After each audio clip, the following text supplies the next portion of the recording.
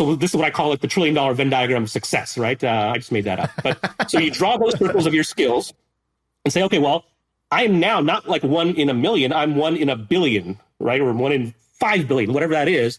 And if you can convert that into some kind of monetizable business thing or whatever, that's when magic sort of happens. So that's kind of thing number one is like, what's your thing? What are your skills? And what drives the value? Like how much value will that intersection create is 2 things. One is how rare is that intersection? Whether it's 2 circles or 3 circles or whatever, how rare is it? And then the other one is...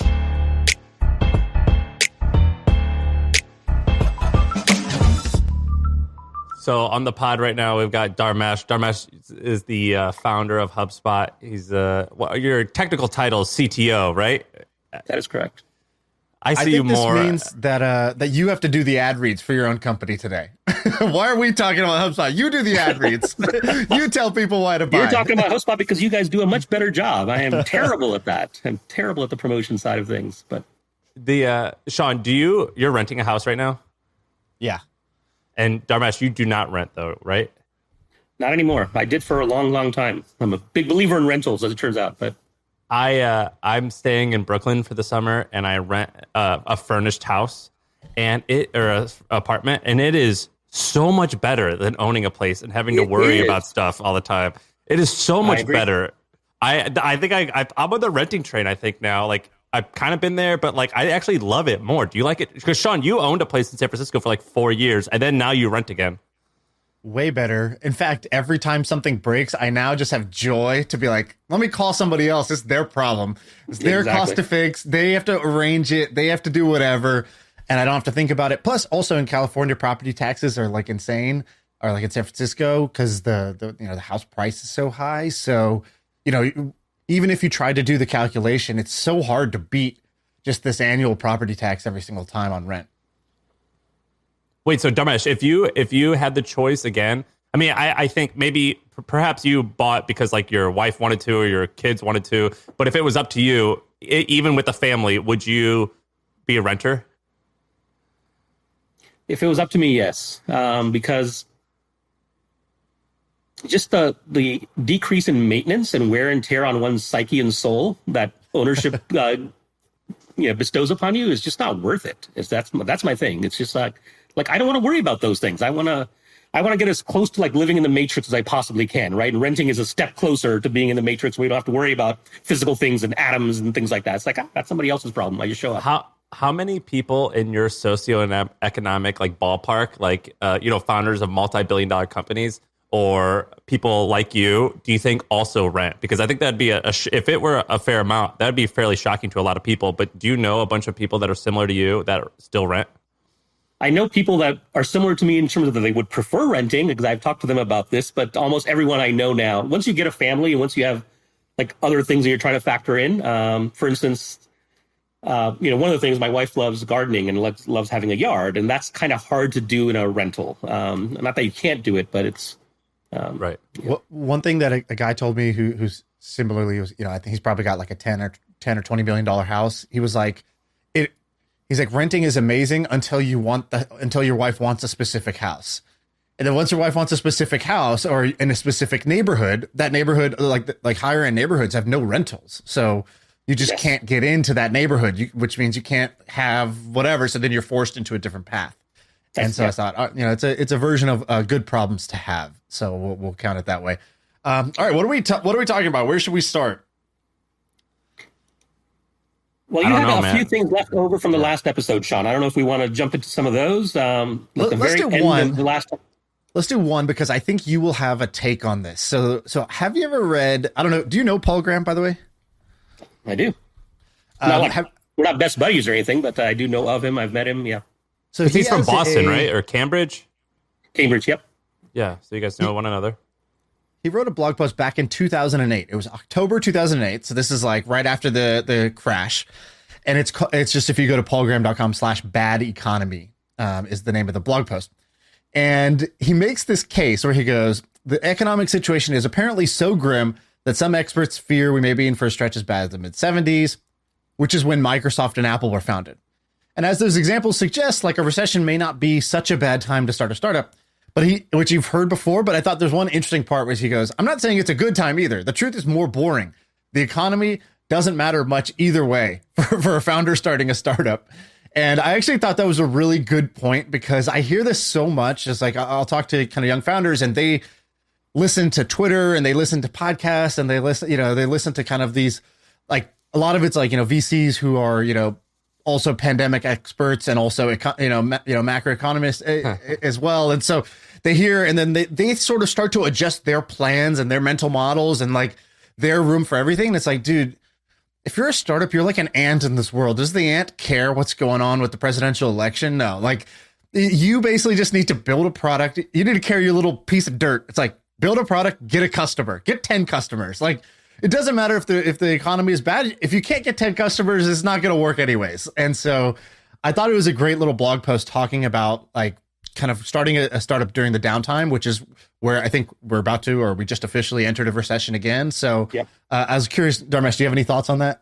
Yeah. So my position is I lean more towards kind of the Paul Graham end of the spectrum, which is I think it's either neutral, that it doesn't matter. It's one of the things you're suggesting, towards positive. And the positive elements of being in a kind of downturning economy or recession is that things become available that would not have been available to a startup before, like talent. It's like, oh, well, there are people sitting at Meta, Facebook, or sitting at Google right now that may be reevaluating their lives, or they may have just been let go from a venture-backed company that raised $200+ million, right? So now you've got this talent that's coming on the market that might not have come on the market before.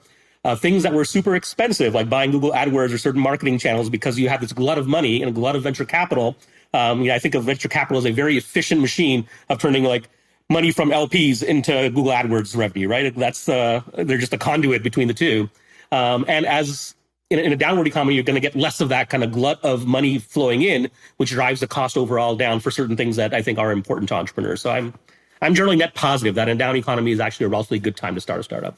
For like the last 18 months or, whenever, like the last 24 months, whenever things been booming, my wife works at Airbnb, and, I've got a lot of friends that work at obviously HubSpot and all these, and Shaan was at Twitch. So we have like some perspective on the salaries of big companies. And I've seen some of these salaries, and they are crazy. As like a leader and the biggest shareholder of HubSpot, and you like see these numbers, are you thinking to yourself like this, like we can't afford to pay someone like an entry level person $250,000 a year? I don't know how this is going to work. Like what's your perspective on that when these salaries are going so high and now it's like a little bit more normal? Yeah, but as a startup, I mean, you can't afford those salaries anyway, right? Unless you're one of those kind of rare exceptions that has $50+ million going out of the gate, which is very, very rare.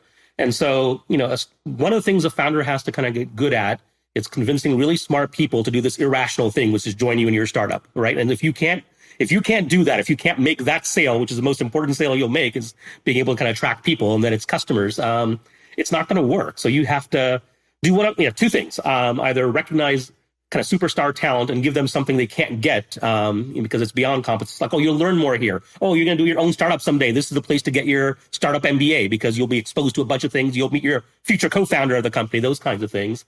Either you have to do that, or you have to say, I'm going to be really good at identifying diamonds in the rough, people that have not made it to the $200+, $300,000+ salary yet, but they will someday. I caught them early in their kind of evolution, and so I can get them. So it has to be one or the other form of arbitrage. Otherwise, you can't play the game. That's just not. I don't think it's viable. I'm doing when you're saying that, it's like resonating so much because it's basically all the three things we just talked about. I'm doing. It's like I started the Milk Road in January this year, and so it's about to be 6 months, or it's been 6 months, and it's like, here, let me start a crypto company right when crypto crashes, like 70-80%. And at the beginning, Ben, even my co-founder Ben, he was like, the only thing I can see going wrong is if crypto goes in a bear market. I go, well, crypto's going to go into a bear market. Like that's like one of the few certainties of crypto is that it goes up and down. And when it does, it is dramatic in both ways. The elevator is dramatic in both ways. And I was like, so it's just a question of like, do you think that kills it, or do we just make it through? Like that's really all we have to think about here. So that was the first part of like starting in a bad economy. The second one on talent was I recently hired this guy, and he quit a pretty well-known venture-backed company that I think had just raised maybe 50 or $100 million. And he joined, and I had talked to him a little bit before he joined. Like, he was thinking about doing his own startup. We had traded a couple emails, nothing serious, just he was wanting me to use his product. Then he took a job at this place. All right, whatever. I forgot about him. Then he emails me, and I shared this on Twitter. He emails me, subject line, "I have made an irreversible decision." And I was like, okay, I got to click this. What's inside? And he's like, "I just quit my job, and I think you should hire me." And I was like, okay, direct and to the point. And he tells me why, blah, blah, blah. And so I was like, all right, boom, I'm sold. Very bold approach. I already liked your hustle before this, because when you were hustling to try to get me as your customer, I was like, this guy's good. So, okay, let's do this. And I made him a job offer, which was not like, a Silicon Valley job offer, but the guy lives in San Francisco. He was working for a Silicon Valley startup. So he was like, oh, dude, that's like a 50% pay cut. And I was like, and I didn't say this out loud, but in my head, what I felt, I told him, I was like, that's what I can afford to pay right now. And like, look, you come crush it. The sky's the limit, but like, that's what I can pay you right now. Sight unseen. And I said, and in my head, I was about to tell him the line that I had heard from Warren Buffett. You guys probably heard the story, but when Warren Buffett goes and tries to work for his, kind of hero or whatever, Ben Graham, and he's like, I'll work for you for free. And Ben Graham goes, "Your price is too high, sir," which is the truth, which is the idea that you got to shadow Ben Graham and work side by side with him every day, was you should be paying for that if you really want to be like a successful investor. That's how I felt. And I didn't want to say it because it's kind of arrogant, but it's like, dude, if I take you under my wing, my team is like 3 people. If you become one of those 3 and you're working out of he came over to my house yesterday, you're sitting by me working out of, side by side every day. Like, really, I'm providing more value to you than you are providing to me at that point. And like, there's still I appreciate the value you bring, but let's like the dollar amount is the salary dollar amount is not the value you're getting. And I think he knows that intuitively, and that's why he said yes. But like that Ben Graham story always stands out to me. No, he's a young guy, just graduated from college.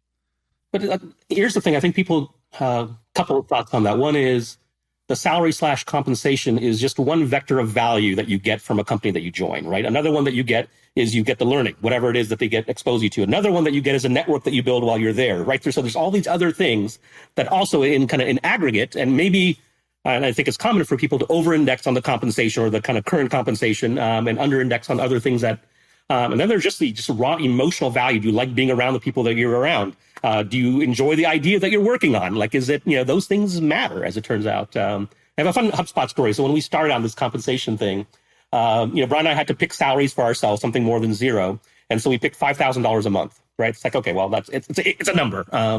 And obviously below market value. We'd been out in the market for a while and had worked in our lives. So when we hired employee number 3, we had to decide what we were going to pay them, $5,000. Hired employee number 4, $5,000. And so we just built this like, okay, if you're here for the salary, you're here for the wrong reason, right? That's not why you're going to join this motley crew of folks. And that lasted for like a while. It's like and then it kind of has this inertia built in where it's like, okay, well, all of us sitting in the room chatting with you that we're trying to get you to join the company are all paying each other. Paying ourselves $5,000 a month. Now, what do you think you should be able to get when all of us are making $5,000? Of course, that doesn't last forever, and you have to. What was the pitch at that time? So it's not like, no offense to HubSpot, but it's not the sexiest idea. You're not saying we're building the electric car here. Like you didn't have that going for you.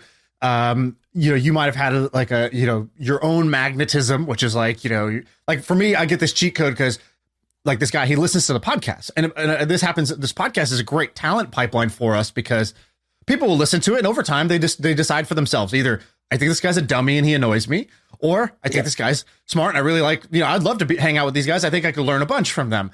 And so it becomes an unfair advantage, but you didn't have that back in the day. So how did you convince people to do this $5,000, Lego block of salary building? Yeah. So we cheated a little bit, right? Because of the first 8 people in the company, 7 of them came out of MIT Sloan, the same school that Brian and I went to, and we met in class. So it was kind of in-network kind of thing. It's like, okay, well, it's just a bunch of friends that sort of know each other in network or whatever. Let's go do this thing, right? And it's also, right. And they were kind of far enough along in their careers that they were not missing meals or anything like that, right? They had just gone to business school, a relatively good business school, and so that was it. It's like, and then the other thing, and this is the part. There's equity, but there's also the like. This is not that risky, dude. Like let's say this doesn't work out and we end up being chumps with the idea is really bad 3-6 months from now, you will basically be able to pick up where you left off, right? There's no loss other than the opportunity cost of those 3 to 6 months. This is not like a irreversible lifetime decision that I've made this call and that's all I'm going to have to be able to do for the next 5 or 10 years. And that was enough. It's Well, did things change? How many people do you think? How many people do you think at HubSpot have made like 8 figures because of their equity? And once you worked with those people for a long time and you're like, oh shit, like the company went public and like you don't need to work anymore, which and does that change the dynamic? It hasn't. So to answer your questions, I always have to, there's this little, it only takes like a second and a half for me to translate 8 figures into what is that actually? So that's 10 million plus. Yeah, like maybe 5 or 10 million is like the number where you're like, fuck this, I don't need this job. Probably somewhere in the 20 to 30 range, if I had to guess, of people that have made that much, over 50, maybe even 100, like millionaires in the 7-figure range. But even when that was happening, right? Like, well, a couple of things. One is it distorts it a little bit because as a private company, even though the valuation from the last round or whatever is X, the shares are not liquid, right? So they're worth it, but they're worth it on paper. They can't go out and actually sell their shares. So that's kind of thing number one. And so it doesn't, even if they wanted to, it can't really change behavior. You can't go off and buy something with your shares. So that's thing number one. But thing number two, it's that we did have like this kind of esprit de corps, right? It wasn't really about the money. It was about winning. It was about kind of building something together. And I like to believe that it wasn't even really the idea that if we had taken that same early group of 20, 25 people and parachuted them into some other company, into some other industry, there's still software and SaaS, that we would have likely done reasonably well as well. I think it came down to the people had good chemistry. They were focused on the right thing. I think our early hiring policy was to hire kind of smart people that get shit done. That was kind of the thing, right? We want people that have what we called high wattage. They were like measurably smart. If you had to have them take an IQ test, we didn't do that, but measurably smart. But there's lots of very, very smart people in the world, but they have this kind of predilection to action. Like they could not help but like if they found a problem, they're going to go try and start solve it. They're going to jump in, feet first, and they're just going to do it, or head first, whatever the phrase is. And that was enough. So we made a deliberate decision not to hire what we call press release hires. Press release hires when you hire someone and then you feel compelled to issue a press release, say, oh, HubSpot just hired the VP of sales from such and such company, whatever that is, a 30-year background in doing X. If we felt like we ever hired someone that was worthy of a press release, we did it wrong, right? That's not the kind of person we were looking for, because they may have done amazing things at Google, Microsoft, Facebook, pick your company of choice, but the startup is such a different context, and you're paying for these kind of specialized set of skills that may or may not be relevant. Arbitrage is really, really hard. So we're bigger on the identify diamonds in the rough, people that are going to be big. You know it. It's like you're buying a stock early versus going after the folks that already were press release worthy. So yeah. I think that's been my skill. Shaan, you've kind of seen my journey. I think my skill has been finding the diamonds in the rough. So we've had Shaan and I kind of discovered one another. But then there's Steph Smith, who's now at A16Z. We had Trung, who's popular. We've had a bunch of people who went on and founded different companies. And what I've always looked for, I purposely have looked for these diamond in the roughs because I was like, I can't afford, to pay X, Y, and Z. So I got to hire this 24-year-old who I know will be a boss in 5 or 10 years. By the way, Sam, it's not just that you can't afford them. I remember once the hustle got to the point where you could afford them, you were just kind of disgusted by the concept of somebody making that much money. I remember you were just like, how much is this kid over here worth, this engineer at my office? And I'd be like, I don't know, whatever. He's 150, 170. You're like, 170? Oh my God. This is, if this person left, would the company fail? No, not at all. Well, this is crazy. That was 10 years, or that was a few years ago. So yeah. So things have changed a little bit. But also your people would show up to work at noon, and I'd be like, what the hell, man? This guy just waltzed in and and he's he arrived right when they're serving lunch. But we've discovered some cool people, and I always look for a couple things. The first thing is actually, this is from Paul Graham. He goes, I look to hire animals, people who you're a little bit afraid of, and they're just freaks where they work a lot. I also look for people who are weird. So I always want weird people who have fairly extreme opinions even if I totally disagree with their opinions, I really like that someone's like well thought, well researched, and has a strong opinion on something. But I love like weirdos and eccentric people. And I have found that if you can, at our startup at the Hustle, we did a really good job of like accepting weirdos and letting them be odd. And like, we like embraced it. And I always found that to be kind of like we used to say, let your freak flag, freak flag fly. And we're like, I was like, we had all types of different people. We had just every type of like person we worked at our company, and they liked that we like embraced their kind of like them being different. Yeah, we have something similar. So we have 5 kind of core values as part of our HubSpot culture. One of them is remarkability, or being remarkable. And what we mean by that is there's something noteworthy they've done in their past, or there's something quirky, something different, something that's an outlier about them. And it doesn't have to be specifically business or whatever even role that they're in, but they're just kind of like off the kind of main beat. And that we've done well with those kinds of people. We give them a home, kind of let them do their thing, and it tends to work out. Yeah. So Sam had weirdos and kind of like let your freak flag fly. You have the remarkability. Have you done something remarkable? We had one at Bebo that was the same as we used to say we hired degenerates. It's like intentionally a word that's usually negative, right? Like we hired degenerates. And what we said, we would always ask, me and Furkan, we noticed this in each other. We were like, dude, we've gone through these phases in our lives where we just got really obsessed with something that didn't have a clear payoff. Like it wasn't the popular thing to be obsessed with. Like it wasn't the like cookie cutter good thing to be obsessed with. Like it wasn't like grades in school. It would be like, Furkan got really into, this video game, and he's like, yeah, became like a top 100 ranked player of this game. And like, it was a total, like, in one hand, I knew it was like a waste of time, but like, I couldn't help it. I just loved it, and I obsessed with it. I became the best at it, and I just wanted to win like so badly. And at some point I even stopped being about winning. It was just like, I wanted to like get to like the next level and keep going. And I had done the same thing with poker. He had done it with poker also. So we kind of identified these. It's like, hey, do you go through these periods of like 3 years of deep obsession around some competitive like thing? And then when you do you like really like try to study the game and figure out how to like, what are the loopholes in the game? What are the rules of the game? You immerse yourself with other players in the game, because like, well, cool. Our game now is just startups, and we would try to find people who had some evidence of degeneracy. It's like, you come in at noon because you stay up till 4 a.m, like building that SoundCloud player that works like TikTok for no reason because you're so annoyed that SoundCloud like is too slow in the way that they develop things. It's like other people would look at that as like, oh, you're not really reliable or very structured, or why did you work on that? That wasn't even like the task at hand.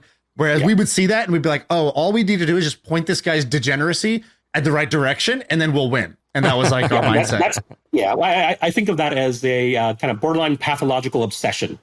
Like that's like once you attach yourself, whatever it happens to be, right? And what our job is to kind of bring it just shy of pathological, where it's like kind of harming themselves. But it's like you can't help yourself. You're gonna like just dig in, and whether it's video games or whatever it happens to be, people that have, I won't call it a gene, but that have that trait tend to work out well in startups, because you're trying to attach yourself to a particular thing, a particular problem. The other thing, since we're on the topic of talent, I've got this little mini framework, works at multiple levels of abstraction. They're like 3 kind of vectors of kind of measurement of people. One is that you have the creatives, and these are people that start things. They have ideas. They have 180 mile, ideas an hour kind of thing if you sit down in a room with them.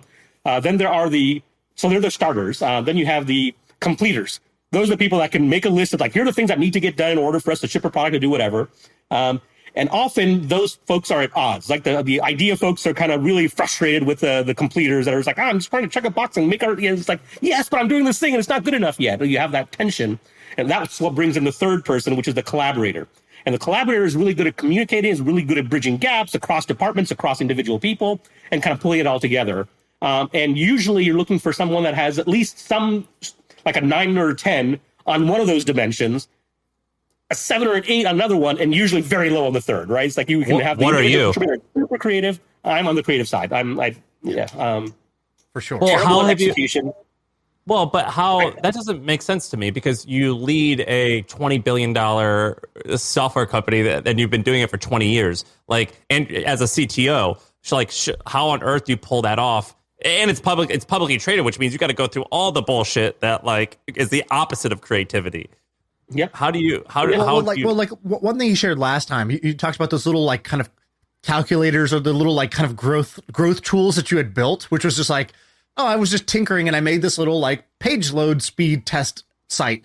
And then, or whatever, I don't remember the exact examples, but you had built like 3 or 4 of those that drove like a substantial amount of traffic for HubSpot early on. And like, even now with Wordplay, like, you're still creating stuff even now. That's yeah, like, but we were just talking, he's getting ready for the earnings call. And like, that to me is the opposite of creativity. You know what I mean? That's like, you have such a narrow lane that you could stay within. That's like, seems so hard. Yeah. So I'll say this. I have done everything in my power to reduce the time I have to spend on things that I'm not good at, right? Which is the things that are kind of non-creative, not a part of that. So I don't have any direct reports, which is unheard of for a company that is, for a founder that has 7,000 people in the company, a lot of them on the kind of product and engineering team, which presumably the CTO would kind of help manage and lead. I don't do that. And so then the only meetings I go to are where there's some creativity involved. I don't like to go to kind of status things and updates or whatever. It's like I can read an email as well as the next person. But there are things that are non-delegatable. That one of we should probably talk about. It's on my list of things. So one is earnings calls. Another one is getting onto public stages, right? So for instance, we have an annual conference called Inbound that, the last time it was in person, it had like 25,000 people in the live event, right? Like it's big, and I have to give the keynote every year. And I've been doing it for 10 plus years now, which I hate and I'm bad at. But that was one of those, because I'm founder, that was one of those non-delegatable things, right? I couldn't say, oh, well, we're going to have someone else go do that because, in my role as founder, I have a certain kind of weight to me just by virtue of the title of being a founder versus someone else. So, Shaan, listen to this Dharmesh story. And Dharmesh, you could fill in the blanks as we go because you could decide how much you want to reveal. But there's been a couple different times, maybe 3 different times, I've introduced Dharmesh to a founder of a company who was raising money. And literally within 5 minutes, he replied and said, I looked at the deck, I'm in for blank amount. Dharmesh, you could reveal if you want to say some of the times how much it was. But and he replied with, I'm in. Just so you know, though, I've got one rule, which is I always side with the founder. And I'm always on your team. But the downside of that is like, I'm going to make close to no time. You didn't say it this way, but it's like, I'm going to make close to no time for you. Or like, like, I think you said it like, I'm totally going to be a silent partner. I'm not going to bother you, which means if you want to bother me, I probably, I'm not going to talk to you that much. But that's like the stipulations for taking my money. If you want to take it, great, do it. I've seen that happen 3 different times. And do you want to reveal how much it was or no? I don't recall, but I will say this. I've made roughly, I think, a little over 100 investments now across my angel investment, I won't call it a career, but my activities. And 80 to 90%, I've never actually talked to the founders or ever met with them. Over a vast majority of my deals, I make the decision within 24 hours. It's like I don't have time to go dig in to do due diligence on some industry or whatever. It's like, that's not the point. My point is not that. There's only 2 reasons I do angel investing. And neither of them are to make a return. One of them is around living vicariously through other entrepreneurs. I like that process. And this is, predates even starting HubSpot. And the other one, quite immodestly, is just bragging rights. Is to be able to say 5, 10, 15 years from now, it's like, because no one cares like how much you invest, whatever. It's like, oh yeah, I was in Okta back in the day. I was in Stack Overflow back in the day. I was like, first money on this company. And that feels nice. It's not such a kind of magnanimous giving back to the community. It's purely like, oh, it'd be cool to be able to have been part of, these great founding teams that went off and built great companies. I really respect that you said that part because I thought you were going to say, like, to support like the causes I care about. Yeah, I just, just to foster entrepreneurship, or like, use the D word, democratize something. And instead you said a true thing that I think every angel investor feels is like, it's awesome to have a notch on your belt and be like, yeah, I saw that or I backed that, I bet on that and it worked out. And it's awesome. It's an awesome feeling. It is a perk of the job and it's a real one. So the fact that you said that to me shows me that you are a real one, Dharmesh. I'm what I refer to myself as like a warm-hearted, red-blooded capitalist, right? So I have compassion. It's not like that I don't like people. I'm not a sociopath, but I'm a capitalist. It's like, okay, well, for instance, this is going to sound completely immodest, but we opened this door in the last episode, so might as well walk through it now, is So last episode, we talked about kind of putting a value on your time, whatever it happens to be.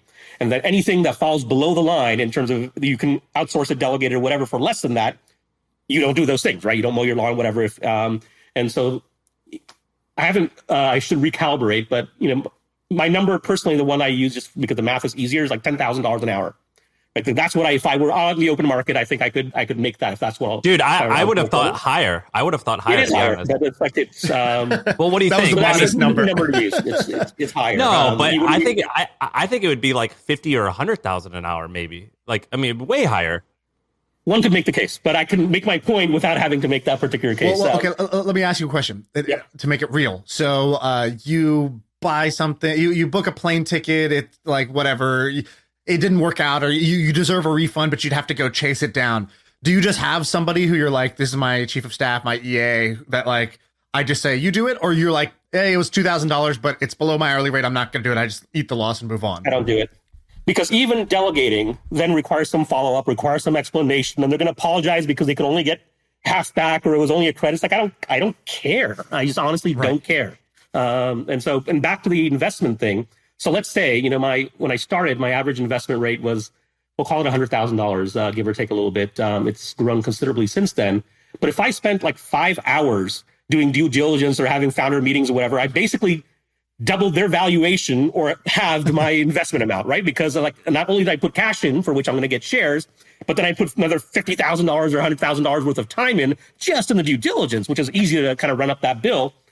It makes no mathematical sense why people would do that, right? It's like, okay, do you really feel like you're going to, and the reason they rationalize, and this makes sense, is that if you really believe that as a result of spending that time on the margin, you're going to make better investment decisions. You're going to pick better companies, you're going to do these things. And maybe for the first hour or two, in an early stage startup, there's just not that much diligence to do, right? Like, what are you going to dig into? It's like, you like the idea or you don't, you like the founders or you don't, move on. Our software is the worst. Have you heard of HubSpot? See, most CRMs are a cobbled together mess, but HubSpot is easy to adopt and actually looks gorgeous. I think I love our new CRM. Our software is the best. HubSpot. Grow better. Or the other part that's obvious but worth saying out loud, just in case people are like, well, then why are you doing this podcast? Well, you also just do things you like. And those are the things that you don't do. You don't put a dollar amount on because you enjoy them, and therefore it is not a cost to you. It is like a benefit to you. So yeah, if you love gardening, then you garden. You don't put a $10,000 an hour mark on it. Is that fair for you? That's how I think about it, at least. That is fair. And it's like what I solve for is I like to solve for. It's a little bit of a squishy term. Is just raw impact. I like scale. So if you folks were a much smaller blog, let's just say, it's like, oh, I'm going to reach 50 people as a result of this, and I have ideas that I think are worth sharing. And it was smaller. I'm like, and it's not like, oh, I don't get up out of bed in the morning unless there's at least 10,000 people. Yeah, like, if this was Morning Brews podcast, then we're not doing it. Amplify my time, right? To what little time I have left on the planet, what things that I know. So I'm always looking for to do things at scale. Like, how can I find a way? Speaking of things at scale, let's talk about this thing. Because like on the surface, this thing that you recently did like a year ago is incredibly silly and not worth your time. But basically, I think a year and a half ago, Wordle is like a game an online game. It's like a word game that went viral. You built a thing called Wordplay. Is it wordplay.com? It's wordplay.com, right? Wordplay.com, yeah. By the way, you buy domain names. So you bought thehustle.com for us. You bought me copythat.com. Thank you for that. I forgot to say thank you in person. But so you buy like a lot of amazing domains, but you have wordplay.com. And did you tweet that it was getting 7 million users a week or 3? What was the number? Well, so I just went and checked the numbers. Okay, so just to kind of place the timeline in frame. So November and December of last year, 2021, is when Wordle took off. And January is when it really kind of hit its, I think, close to its peak. And that's roughly when the New York Times acquired Wordle. And a couple things kind of, it was fine. I think it was, great outcome for Josh Wordle, but there were things that were kind of bothering me that were limitations in the game. And I was an avid player of the game. And now it's like, okay, well, the New York Times has bought it. There's no way that anything's going to happen for like years, if ever. So that was kind of thing number one. Thing number two, like it had been a while since I had launched like some simple free thing publicly. Hadn't gone through the process. And there were other things I wanted to learn. It's like, oh, I want to learn more about Vercel and Next.js and TypeScript and things like that. So it's like, okay, well, this is a excuse. And then that intersected with the third thing, which was like the dominant variable in the equation, is my son was taking a Python programming class. He's 11, right? He's going through this process. And for him, it's still very abstract. He's learning programming. He enjoys everything involving technology and screens, but it was abstract. So on a Saturday night, I said, okay, well, let me build something. And Python happens to be my language. Build something so he can see, because he plays Wordle, he knows the game. And so I started on a Saturday night with a deadline for Sunday that I'm going to launch something with him tomorrow. We're going to have Google Analytics on it. So we're going to launch it. I'm going to launch it by tweeting it. And so he knows what social media is, right? He's, so I'm like, oh, we've got this thing that didn't exist yesterday. I wrote the code over the course of last night in Python, the language that you're learning, and we're going to launch it. And now you can see users coming in, right? You can see that. And so now what I want him to have in his head is that when he, through the course of his life, as he encounters problems that are solvable with software, which is a lot, like it's actually tactile for him. It's like, oh, I don't have the skills right now to do what, Dad just did, but I know it's possible. I know it's possible because he did it in the span of 24 hours, right? So if I want to go off and build a video game, I want to go off and build some tool for my school, I want to build some social network for my whatever it is, it feels like now it's more approachable for him. It's got years to go before he'll get to that level. But anyway, so those three things sort of came together. And so we launched it on that Sunday. This is, I think, in February or so, give or take. And since then, it's had like 45 million games have been played. 9.5 million people have come through it. Any given moment in time right now, if I were to look at the Google Analytics, it'd be 2,000-3,000 people playing like right now, which... How did it get so much traffic? Where did the traffic come from? Well, it helps that I have a social media following, right? I've got 1 million followers on LinkedIn. I've got 300,000 on Twitter. So there's that. There are some viral elements. That's a lot, but that's not... I wouldn't have thought that... Yeah, it's not enough for that, is it? How many users do you think got from that? In the early days, all of them, was it right? big? Was it big right off the bat? Like the first week, was it big? I know the first day, probably a bunch of people checked it out, but like I'm sure you posted it, and that was the big surge. So what was like the first week roughly? Do you remember? The first week was probably maybe 50 to 100,000. So it wasn't a lot, but it was something.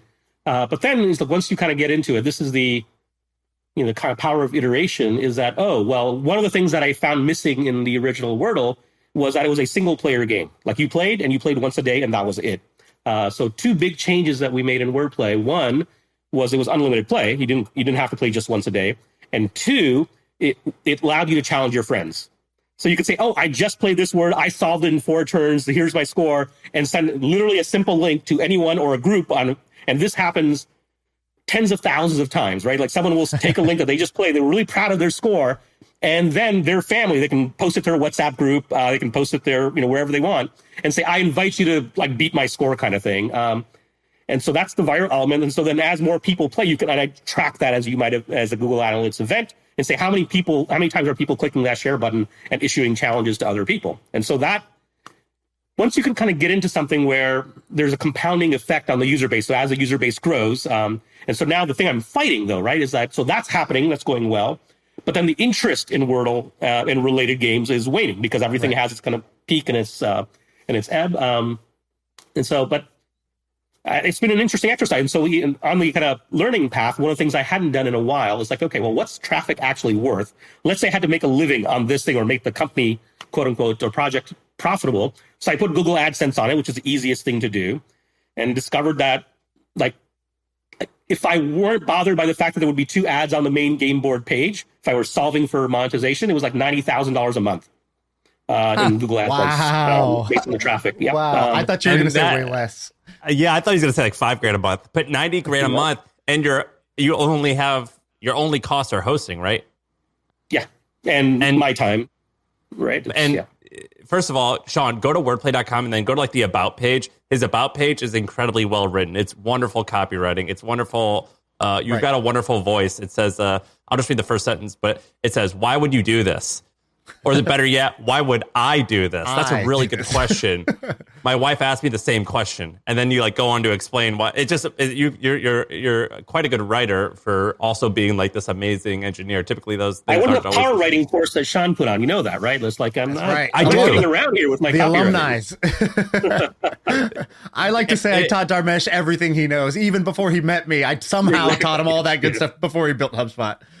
What do you, so this was making 90 grand a month maybe, or about, what do you, is this your, it could, it's not, right? There's no, I don't see it. I turned ads off because that's sort of not the point. And people were asking me, like, Dharmesh, why do you have ads on this thing? I'm like, to learn. Like, it's like, I've learned what I needed to learn so I can.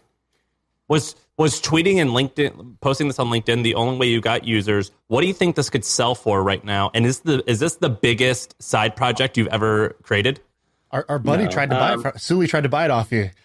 Did he really? He tweeted out. He's like, "I'd like to buy this off you. I've built mobile games before." He was like semi-serious at least. I don't know if you talked to him or not, but I did not. What do you think you could sell? What do you think, like, if you cared? What do you think you could sell it for?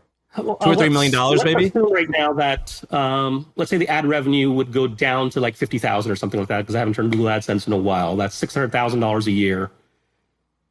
Apply a 5x multiple, so somewhere between $2 and $10 million would be my guess if that's what I was solving for. So it's.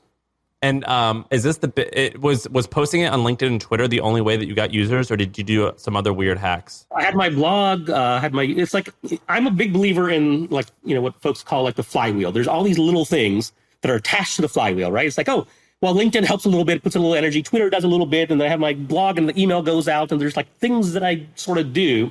So it helps, but it's like the hardest part is that cold start problem. Like, how do you get your first 100,000 people, 100 to 1,000 people?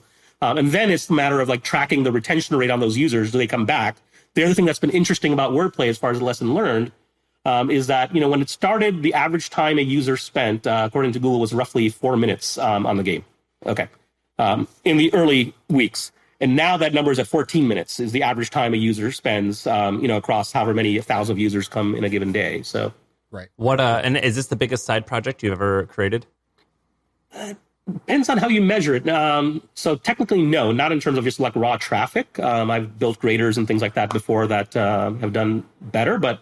What have you built what side project have you built outside of HubSpot that gets more traffic than 2 or 3 million people a month? I don't really do side projects. This is my first one that was like clearly because it was a game. Had it been anything other than a game, I would have rationalized some way to bring it into the HubSpot umbrella, because I like to have like all my eggs in that basket. But just given the circumstances here, it didn't really make sense. And even now, like, I'm thinking about doing a kind of a marketing and sales related edition of Wordplay, right? It's like, the entire list of words, or do it based on MarTech companies. Like, okay, do you know the players in the space kind of thing? And then you can get sponsorships or whatever. Anyway, but Website Grader was this kind of a project where it was like a free. I really like low friction things that people can come to the website. And this is why my son and I were chatting yesterday, because we're looking at Flutter, this new development environment and language. Dart's the language, but Flutter is the app framework for building mobile apps across iOS and Android and things. It's what the cool new kids are learning.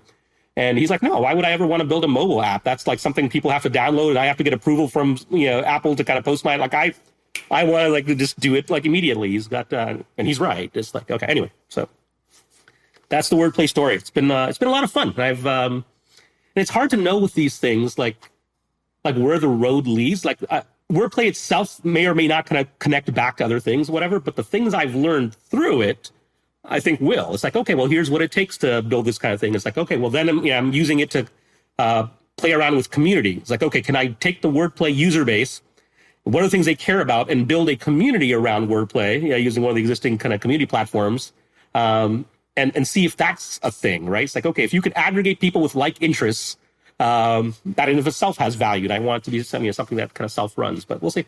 If you were, I'm going to ask Dharmesh, if Sam had built this as a side project and he was at the same point you're at right now, what would you like kind of advise him to do? If it was Sam's project and you were just kind of an outsider, said, oh, that's really cool, you did that, and it sounds like you've kind of reached this point where you don't really have a direction of where it's going to go next, what would you kind of tell Sam?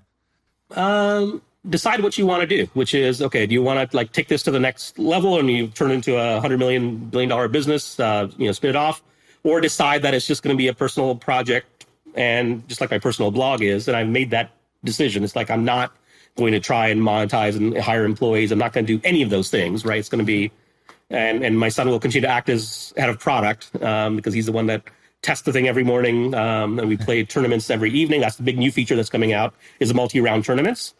By the way, in terms of like, I think half of what I know, Shaan, I learned from you. The other half I learned from MFM, right? It's like, so one of the things is around chess.com, which you guys talked about, which I've been a member and player on for 10 plus years. I knew of the site. But then you think about Wordplay as like, okay, well, this is chess.com, but for word game enthusiasts versus chess enthusiasts. And then, which like, is, what are all the elements as a reminder to people, chess.com is like a huge business, like multi-billion-dollar valuation. We talked about this when we talked about chess also, which was what other things are like chess. And we had said Sudoku, and we had said, I think we had said like a Scrabble or whatever. Word games are all, I think they're almost as big, if not, I think it would be, I wouldn't be shocked if it was bigger than chess. I wouldn't be shocked. I would be more shocked if it was like a tenth the size as the chess enthusiast audience. I would guess it's like in the range, and there's very few games that are in the range. And so that alone makes it an interesting comp in that sense. So the lessons you draw from chess.com, right, which is relatively straightforward, is you have like a rating system, right? You have leaderboards and scores, you have challenges, you have social connections where you make your friends on chess.com so you can invite, like, it's all the things, right? That these are very easily translatable into other games like Wordplay, right? So anyway, so we'll pick and choose as far as... Can I give you one little feature I think would be cool? Because leaderboards are always this problem in general where a leaderboard's cool for the top 10 people, and then for everybody else on Earth, it's like, oh, great, I'm player number 39,000. Fantastic, right? Yeah. And so there's all these, like, I kind of studied this once. I was like, who solved this problem? And there's really three models that work. One is more like chess, and games do this. They create a rank system. So it's not your number 80,000 in the world, because that doesn't mean anything, but you go from bronze to silver to gold to platinum to master to grandmaster, and like you just compete to get your own level up within that to get to your next badge. And that's like the karate belt method, let's call it. Then there's the next one, which is your rank matters when it's with people you know that are either your friends, your school, your city, something like that. So you can kind of hack a proximity based thing. And then the third one, which I think is somewhat interesting, which is, it doesn't even matter what my rank is, but there's something cool. Like if I go to Wordplay right now, I feel like I'm alone in this experience. I don't know that there's 3,000 other people solving this right now. And also, I don't know. I bet you there's like some celebrity that plays Wordplay every day, right? Like I bet you, like, I don't know, Mila Kunis plays this every day. And I think there's something really cool to like sort of like a Stars, They're Just Like Us vibe of like, if I kind of knew that X known people have solved it for today, that's just kind of interesting. And it's kind of like, you know, makes them more approachable. So I almost wonder if there was like a little feature like that, where if you're a blue check type person, you could kind of like off in and be like, I either solved it or failed today. And you could just have that as a little board. Anyways, those are my three random feature ideas. That's a good idea. The one of the things, and it's not surfaced on the front, this is a really good idea, but one of the things I do have is in the comment, there's commentary. So as you're playing, the software will kind of give you little kind of sometimes snarky, sometimes fun messages, sometimes data. It's like, oh, you're one of the few people that's ever guessed this particular word. That's not a very common word to use. Congrats, good for you. Or this is the 1,000th time you've used this particular word. Points for consistency. So there's this kind of running commentary, but I like that idea of like just kind of front loading. It's like, here's a number of people that have solved this game. And I give you stats at the end of the game. It's like, oh, only 14% of the people or players solved this particular word. And it took them on average 4.7 guesses. So yeah. Can I throw two more at you? This is now my future brainstorm for you. If you ever played Candy Crush, there's nothing more than like an entrepreneur. There's nothing more than like a person who has no stake saying, "Hey, have you thought about this? Why haven't you done this yet?" There's nothing less entertaining on a podcast than me telling you features for Wordplay, but fuck it, it's just our podcast. We can do what we want. If you ever played Candy Crush, they do this thing which was so stakes matter a lot in stories or any kind of like adventure. And so like, you know, if you open up a pack of warheads and if you see a black one, oh, that's the really crazy one. Candy Crush does this in their games where if you start a level, it says this is nightmarishly hard, or this is medium hard or whatever. So I'd like to see that in the Wordplay when I come into every day. I'd like to know if this is a nightmarishly hard puzzle or if this is just okay. It gets me amped up for my play. That's a really good idea. And then combining that with your tiering idea, and then we can move on. But so imagine we had a tiering mechanism that you can go from bronze to silver to whatever to ninja level. Right now, when you start the game, you get a random word and other people get random words as well. And there's a daily word that everybody plays together. But imagine that, like, as you move up the rank, it gets harder. It's like now you're a level that few have achieved, let alone solved, right? It's like no one even gets here. You're here. And then do things for streaks. It's like, okay, well, you're the first person to have solved like 50 games in a row at this tier or something like that. I think that'd be fun. So one last one I think you'll like, which is you are a fan of crypto, and I think you would, if you like the crypto ethos, and I think if you could advance the cause of crypto, that would be like a win for you personally. So we gave out this milk money grant, this like milk for the milk road. We gave out like a bunch of money to people just to build whatever they want. And one guy, this guy Dave, he built this thing that was like a Wordle game, but it was with crypto, which was just you play Wordle as is, but if you solve it, you could win like one Matic, like a tiny amount, or like. Then he was like playing with different ideas. He's like, oh, there's actually 100 Matic jackpot for the day. And like only winners are eligible for the jackpot. You might get it or you might not. And so you got a bunch of people connecting a wallet. So I think what you could do is you could actually just add that into Wordplay, which is, by the way, there's a $100 a day prize paid out in Matic or whatever. All you got to do is create a little wallet here and like you might win. And so I think a bunch of your avid players would create a crypto wallet where they might not otherwise. So you'll onboard new people into the world of crypto. And you could create a dead simple either funnel them to MetaMask or create a dead simple crypto wallet that will become like the play to earn crypto wallet, for the future. Anyways, that's I will now stop talking also about a good Wordplay. idea. Yeah. By the way, so I actually added the ability to connect your diesel wallet and your Ethereum wallet to Wordplay. And my idea at the time was, instead of turning ads off, I'm going to make that the pot. And so as ad revenue accumulates until the next payout, whatever it happens to be, and then it's like, oh, the top 10 winners are going to get this distribution, and let's start over again. So not to make money, but we'll have money coming in through AdSense, and then we'll kind of a sustainable play to earn game. That's awesome. Yeah, that would be amazing. Yeah. So anyway, let me, Sean, this is an interesting topic, but I understand there's like laws and SEC stuff around what you can and cannot say, Dharmesh. So just tell me if like you can't. But basically, I think it was in late May, I'm looking at now, in like May 25th or something like that. Sean, I don't know if you saw this, but like there was headlines that said like Dharmesh Shah, CTO, co-founder of HubSpot, buys HubSpot shares. And I think it was like, was it $10 million? It was a pretty substantial amount. It was over three. Forgot the exact amount is, but it was millions of dollars. And then suddenly, like the stock, like the next day, like went up because it was like, oh man, Dharmesh, like this insider bought it. He has faith in the company.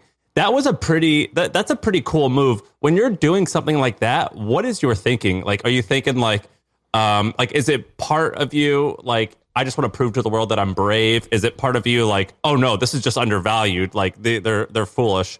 What's your motivation there? It's exactly what you said, which is I just thought the company was undervalued given the long-term potential. And I've done this before. I did it a couple of years ago and bought a bunch of shares, I think even more at that time, like at $125 a share, right? I'm like, okay, well, and this is when HubSpot stock had dipped over the ensuing, the prior 2 or 3 months. I'm like, I understand the market's more like but this doesn't make any sense. Like HubSpot stock to me was worth more than at the time $125. Turns out I was right.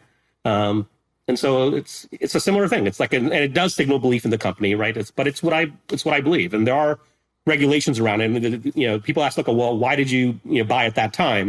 And as it turns out, it was the exact window of time that I had to wait a certain period since my last transaction to when I could buy. And the day that I was eligible to buy, I bought. And it's like, okay, the price is low enough.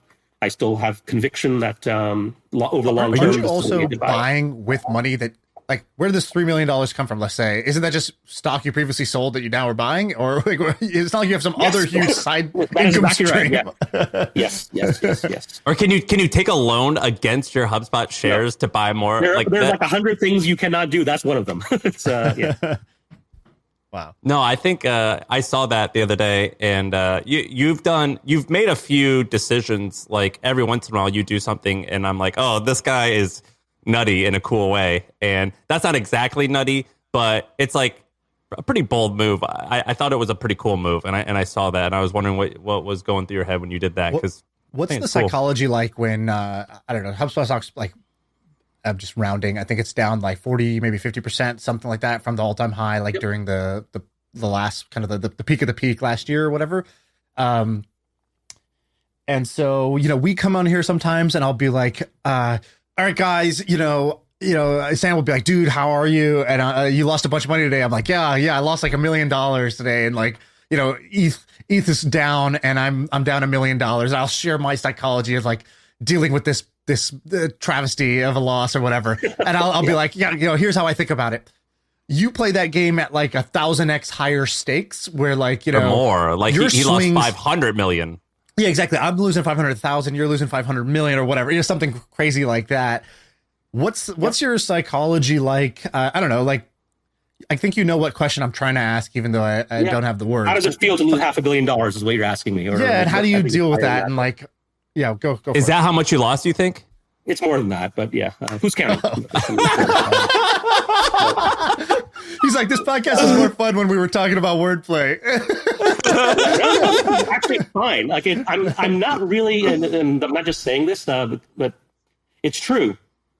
It does not faze me like one bit, because the reality is, it does not change my life one iota, right? Other than like, okay, well, it impacts, HubSpot employees and Charlotte. I get that, but in terms of me individually, like nothing changes, right? Like I wasn't off planning to buy small islands or take over governments or something like that, or buy Twitter, right? I didn't have any of those kinds of plans, and so absent those kinds of plans, like I feel sorry for the nonprofits that I would have invested in, but my wife continues to invest. There's, we have plans to do the philanthropy we want to do, and so it's like, okay, well, I still will wake up every day then do the same things I did before, and I'll look at the wordplay things and respond to user emails, or what's like, and do my HubSpot stuff. It's like, okay, like what's really you changed?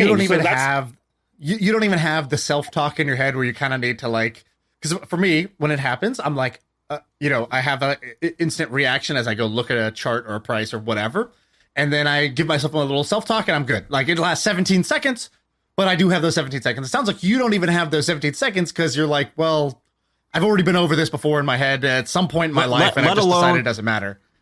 Let alone the self-talk. The self-talk is one thing, let alone like that. And then there's also this other thing that you and I have, Sean, which is like, if the markets are shit for a year or two, like we will change our day-to-day actions. Like, we may not buy X, Y, and Z, or like we might, we're not to that point where it's like, it doesn't matter. Major cutbacks at the Puri household right now. Major cutbacks.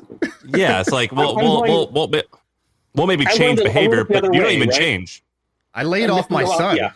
I change in the other direction, right? So as the market has dipped, my kind of average check size has actually gone up. I've made bigger bets and things because I think valuations are starting to adjust, slowly. So I think there are better deals now. Good entrepreneurs starting companies. But overall, like the psychology of it has just does not like have any impact. And like over the long term, I didn't make this up, but is that the valuation of a company, which is like the market price, will oscillate around the value, right? And value is like the revenues you have, the products that you build, and what are you actually doing for your customers.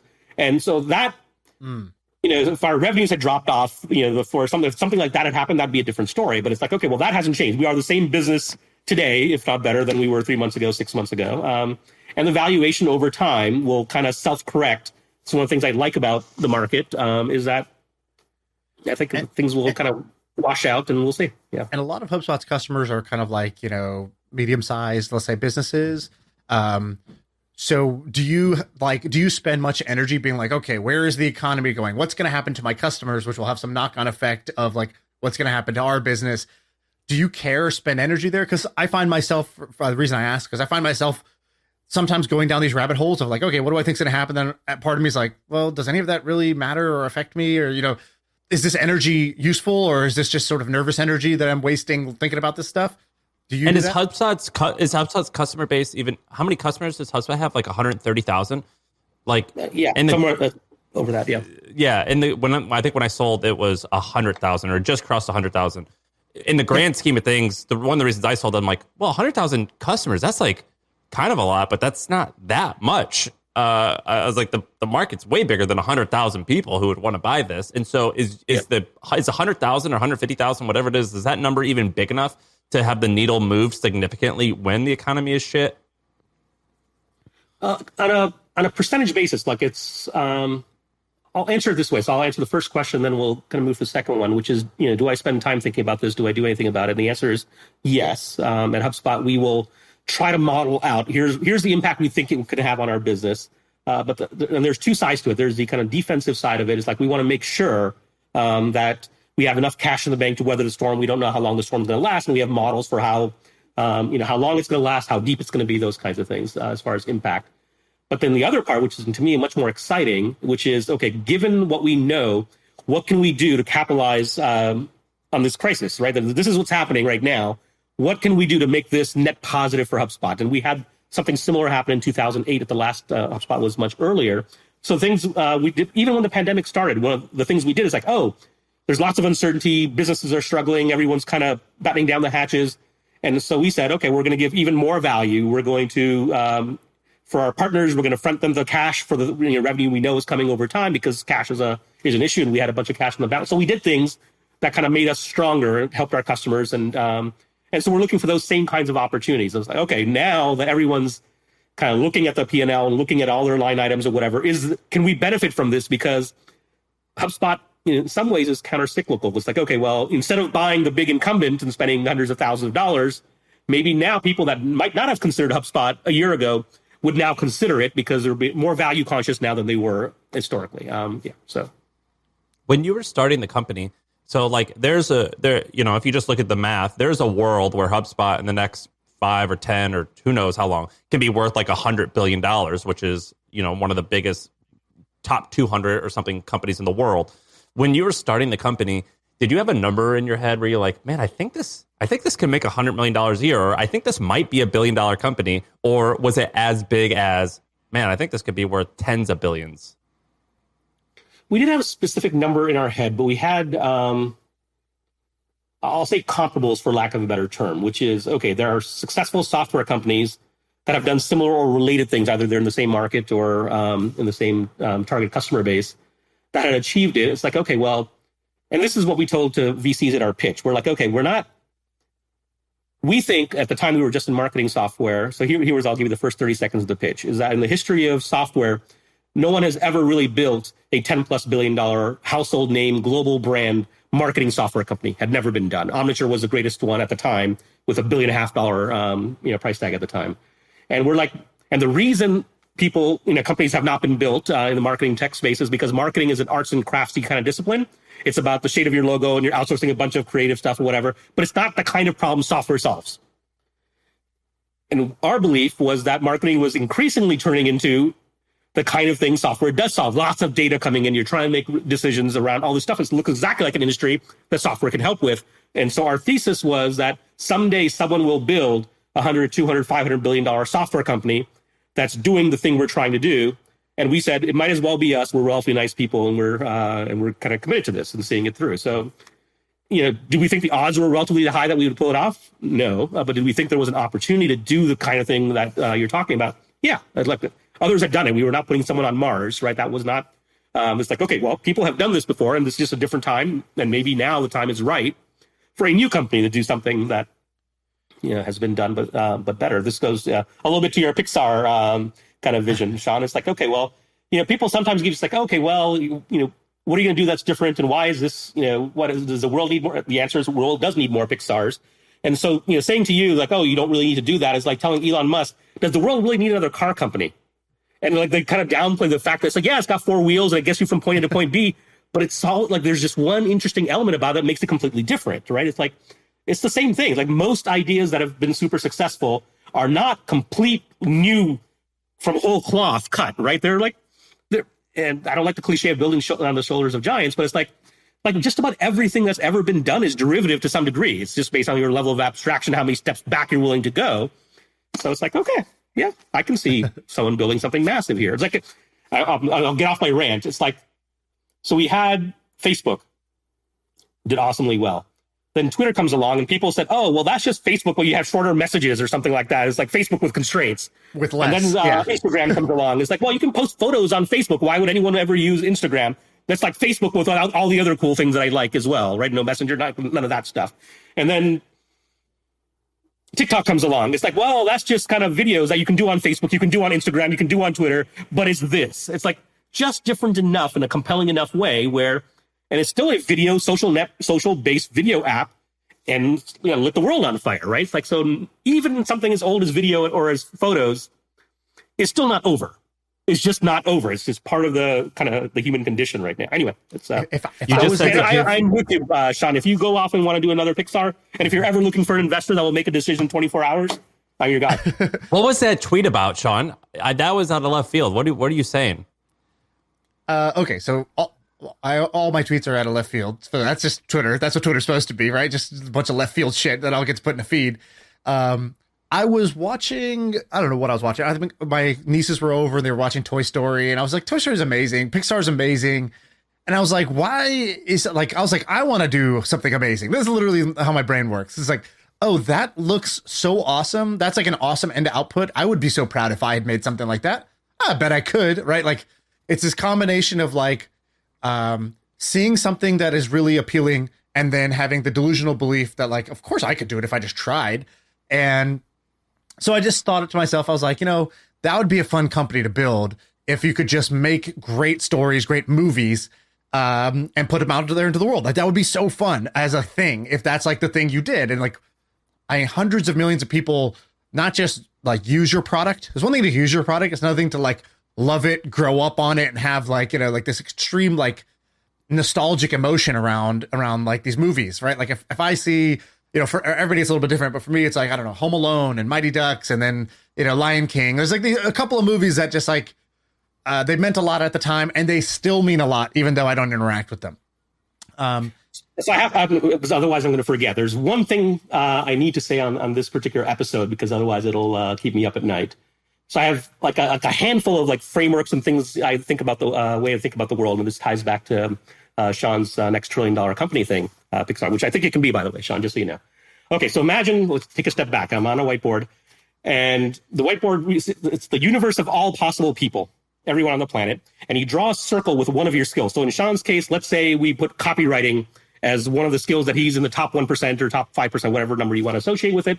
And so that's the circle. It's like, okay, X number of people are at Shaan's level or better and at copywriting. Awesome. Let's say we draw another circle that's, we'll call it crypto. Knowledge is just how crypto works. And that's a group of people. Awesome. Rarer skill because it's newer. There's fewer people that know how to do that versus copywriting. We can accept that. It'll be a smaller circle.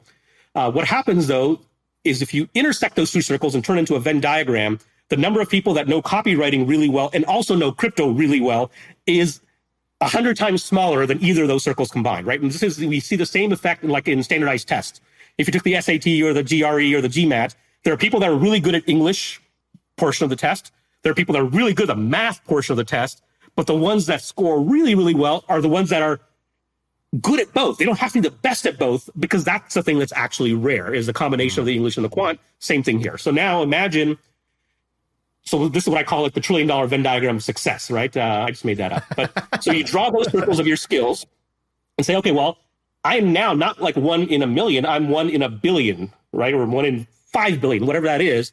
And if you can convert that into some kind of monetizable business thing or whatever, that's when magic sort of happens. So that's kind of thing number one is like, what's your thing? What are your skills? And what drives the value, like how much value will that intersection create is two things.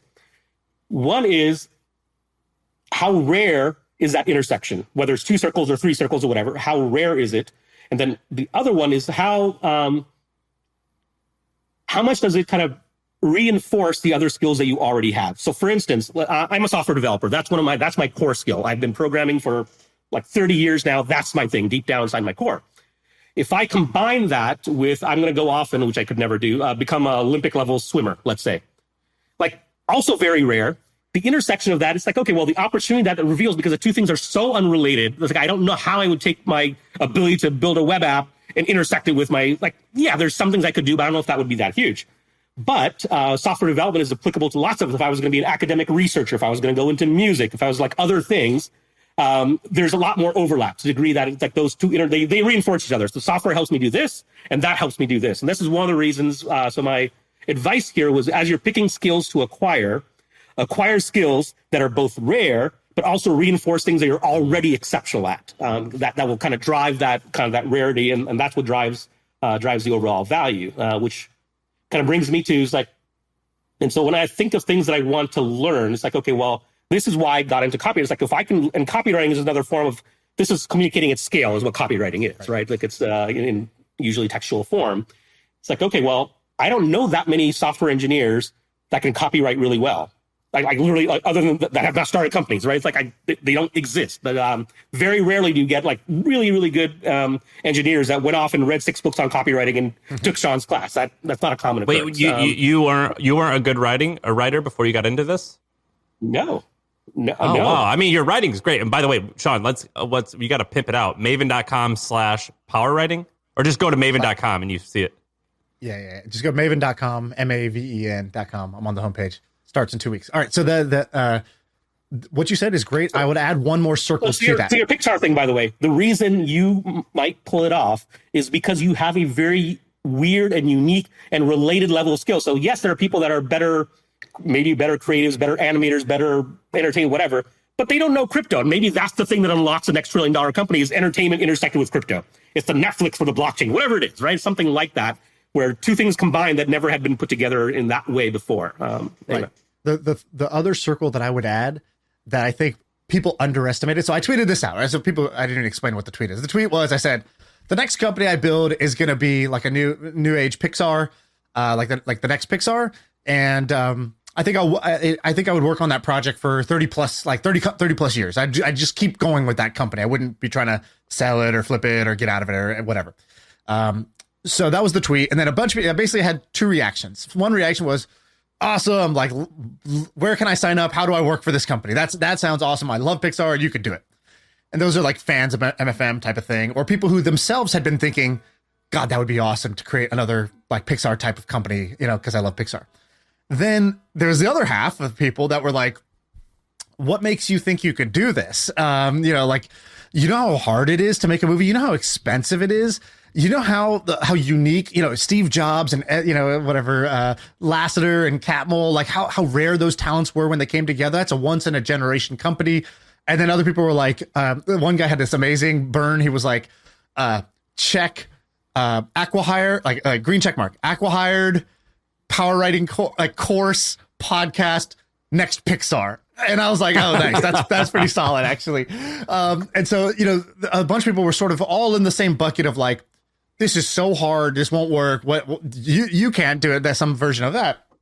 And so the third circle, one is like, I'm really great at X. I'm really great at Y. The third is just, I have the courage to go do a thing. And like Tim Ferriss once told this story. He goes, I went to a business school class, a Harvard business school class. I gave this talk. At the end of the talk, I go, oh, by the way, guys, I'm doing this challenge. Only for you guys, whatever.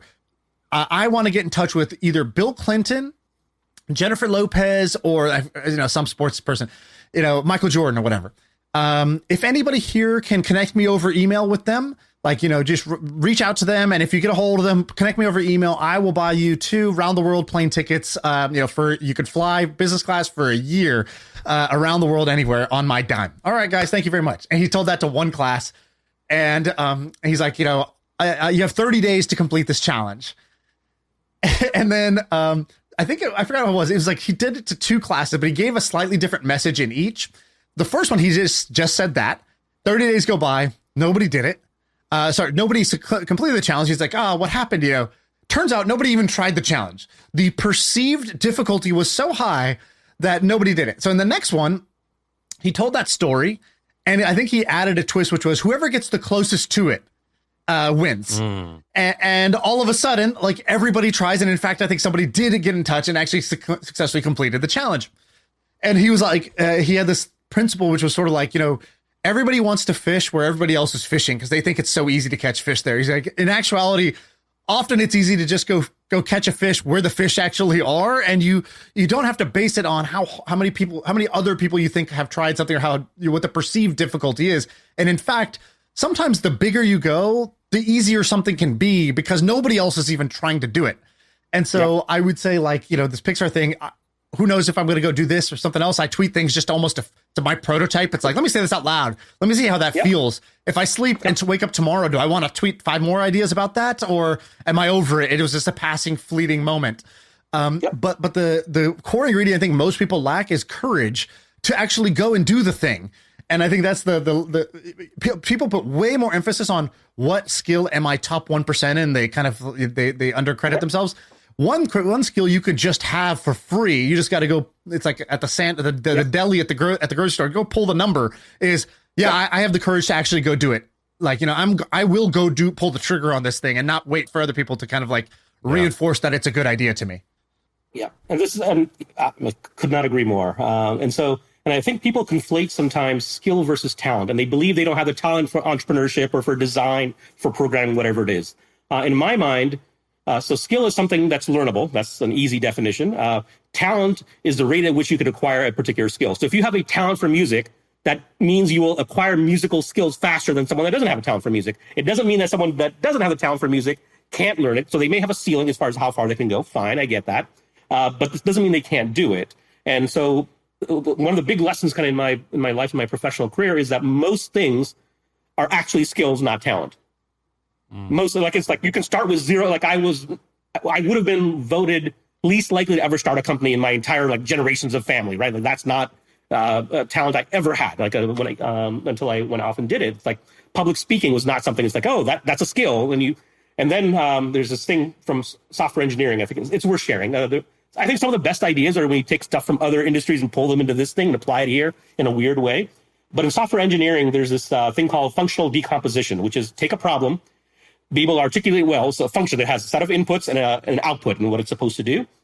And really all software problems are being able to take the highest order function is, let's say you want to grade a possible investment based only on the website. It's like, oh, I'm going to give you the domain and you're going to give me a score from 0 to 100 as to how good this is. Okay, well, that function is easy to define. It's like domain goes in, score from 0 to 100 comes out. What other functions does that function need in order to pull that off? It's like, okay, I want a function that looks at the domain and looks at the level of SEO they have. That's one layer down. The person that's writing the SEO function goes down levels. Like I'm going to look at the on-page SEO and see how good they're doing at meta tags and H1 titles. And I'm going to look at the off-page SEO and their link acquisition, that kind of stuff. So if you roll it all down and you go down far enough, individual functions at the atomic level are so simple as to be trivial. What matters is the fact that you were able to abstract it down to that simple thing, right? And so most things can be broken down that way. So if you look at, I want to become someone that can give a talk in front of 25,000 people on a stage, that seems like an insurmountable task for someone like me that's never done that, and that's not my thing. It's like, what does that involve? Number one, you have to have kind of overcome. I didn't have stage fright. I had severe stage anxiety, right? Stage fright is like, there's a ship that's going to come down from space and just suck you up because you were so bad. And stage anxiety is like, man, I wish a spaceship would come down and suck me off the stage right now. I want to get off. So there's that. Don't pass out on stage. And then there's the you learn about storytelling. You learn about writing. You learn about slide design. You learn about humor. And I did all those things, right? Read books, took classes on all those components of public speaking. And in aggregate, I'm okay now, right? Like I can do that. And then it's practice and you do it over time. So anyway, my point here is startups, whatever skill in startups are a skill, figure out what set of skills you need to acquire. Some you'll be good at acquiring because you have the talent. The other one, you're just going to have to grind it out more than others may, but it's doable. It's a doable thing. One question that I had If I can do it, anyone can do it. That's my point. I love that framework. So Shaan kind of added this thing to your Venn diagram of just people brave enough to get started. And would you add another thing with the hustle? We sold in year 4 or 5, and I don't regret it. I'm very happy with that. But I actually I looked at the numbers this year, and I was like, oh wow, we would have made maybe it was close to the point where you could have potentially next year made more revenue that year than all the revenues combined. And I'm like, whoa, that's kind of crazy. I'm happy with it, but real value, I guess for me, I was like, real value was created in year 5, 6, 7, 8. Of course, you probably could say when you're in year 5, 6, 7, 8, you're like, whoa, wow, it's really created in 10, 11, 12. But do you think that what portion of HubSpot and your success has been, well, I'm just willing to shut up and focus on this for 20 years, as opposed to you actually being amazing or good at product and marketing and things like that? Here's how I think about it. I think the outcome is a combination of like dreaming really big and like iterating really small and having tight feedback loops. So the dream really big is you have to have something that can someday translate, and it doesn't have to be as clear a vision as Shaan has kind of laid out as far as, it's going to be Pixar for the new generation. But you have to kind of start with something relatively big in mind, at least at some level. But then it really comes down to the iteration, right? It's I think and others have demonstrated this through data, is that the quality of the output is almost, I won't say always, but frequently a function of the number of iterations, not the quality of the people's. For instance, one of the common examples that's thrown out is, and I've heard it with a pottery class or a photography class, but it's like, one set of students divided the class in half. Let's say it's a photography class. One set of students is like, okay, every day you have to submit a photo for the next 30 days while this class is running. The other one is like, at the end of the 30 days, you're going to submit your best photo, and then your grade is going to be based on the quality of that best photo. The first class is like, as long as you submit a photo every day, you're going to get an A at the end of the 30 days. The other one is like, as long as is A quality material, that photo is going to win. And what's been proven out across disciplines is that the class that did the multiple iterations had a better output than the one that was trying to solve for quality. Like arguably the first one's like, all I really had to do was like submit a photo. It didn't have to be like world-class quality. It's not the best I could do. But just by virtue of doing it, they're going to make it better and make it better. At the end of the 30 days, they produced a better photo, and they produced a better clay pot, if it was a pottery class, than the other one that was solving for quality. And they were like too much in their heads trying to say, I'm going to do the best I can do. Like, no, just do it repeatedly. But the key to that, it has to be meaningful iteration. If you're just iterating and doing the same thing, you're not learning anything, there's no feedback loop, then the iterations have no value. But if you have a tight feedback loop, like I'm going to do this thing and I immediately get response back that tells me whether I got better or got worse, that is amazingly like powerful to be able to do that and compound it over time. So I think I'm not that special, candidly. It's like I'm willing to grind it out more than people that are smarter, and I'm a little bit smarter than people that are willing to grind it out. That's my Venn diagram. That's awesome. But you've probably seen this, or maybe you guys have done this, but there's this group of like consultants that created this thing called the Marshmallow Challenge, which they go to a company and they give you like a bunch of sticks, one marshmallow, some tape, and like a string or something like that. Have you seen this, Dharmesh? I think I have, yep. But I'll kind of summarize for those. It's for sharing. Yeah, those who haven't. Basically, they give you these set of tools, and they say, okay, your goal, the game is you need to get a marshmallow. The winning team is going to have a marshmallow like as high above this table as you can. So build your tower as high as you can. If you can, whoever gets the highest marshmallow, whoever's tower has the highest marshmallow at the end wins. Right? We're going to stop the clock after 30 minutes. We're going to say hands up. And, your marshmallow, whoever's marshmallow is standing the highest wins. Okay, good. So they go and they do this test with like a bunch of different types of people. They do it with consultants. They do it with like kind of doctors, and they do it with, engineers. They do it with whoever, creatives, like ad agency types. And they're trying to see, okay, which group is going to perform the best at a challenge like this. And basically across the board, what they found is that they suspected maybe engineers are going to do the best. And the engineers do on average do a little bit better than others, but not by much. They actually are all pretty horrible at it. And I think 80-90% of the groups at the end of the challenge, their marshmallow is on the ground. It is fallen over. It never even, got up at all. Like if you had just taken 2 sticks and put one marshmallow on top, you would have won the challenge. And the reason why is, and they did this test with kids, and kids actually are phenomenal at this. Kids on average will beat the adults at this game. And why is that? Well, because what happened is that they would give the project to the adults, and the adults would spend the first 5 minutes like delegating roles. Like, okay, you're going to be the person who does the planning. You're going to be the one who you work on the sticks and the bottom structure. We're going to do this over here. Then they would just like kind of draw out like, okay, let's do a teepee. No, let's do a ladder. Let's do a cube or shape or whatever. And they would do all this. And at the very end, they would try to stick the marshmallow on. And what they don't realize is the marshmallow is a lot heavier than it looks, and it will outweigh the sticks, and it'll all fall over. But because they're doing that thing where they wait till the very end to like ship the final good product, they don't even realize where the flaw in their plan until like it's too late, essentially. Whereas what kids will do is kids will immediately grab the thing, they'll stick the marshmallow on, and it's like if the kids don't eat the marshmallow will like get into the structure very quickly, and they'll see, oh, it falls over. Okay, it falls over. That means we need to iterate, and we need to do things differently than we would have otherwise assumed. And that, like, one lesson I've done at pretty much every company I've ever started, because it's the only way I can get engineers and designers who by nature are often like sort of like perfectionist or quality, and like they in their mind associate the longer we work at this, the better the quality will be before we ship it. And I'm always like, dude, let's ship it today. Let's see how bad it sucks. And then let's remove some suck from it. And like tomorrow it'll suck a little less. And then tomorrow it'll suck a little less again. And the best way I've been able to drive this point home is to give them the marshmallow challenge, and not just like watch the video, watch the TED talk. It's like, no, go fail at this so that you taste defeat, and then you will actually learn this lesson. Dude, that's like the greatest CEO thing that you've ever done. That's a good one. That's a really good one, is to make people do this and then make them watch the TED talk. That's a really good leadership tactic. I'm 100% going to steal that one day. Yeah, it's an awesome one. All right, we went kind of long. I don't know if we're good to keep going or not, but Ben's telling me wrap up. Wrap it. But Dharmesh, this is awesome, man. I love having you around. Are you the last time you were on was like a year ago, I think.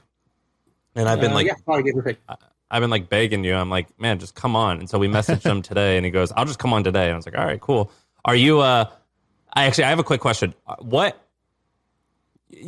People ask me about selling to HubSpot, and they're like, has it been good? From a creative perspective, it's been awesome. You guys we haven't been told a thing on like what we can and cannot do. Of course, I don't think we do anything where anyone would ever tell us you can't do that. But, maybe Dharmesh, do you ever get complaints about anything we say or that's do? What I was going to ask. That's what I was going to ask.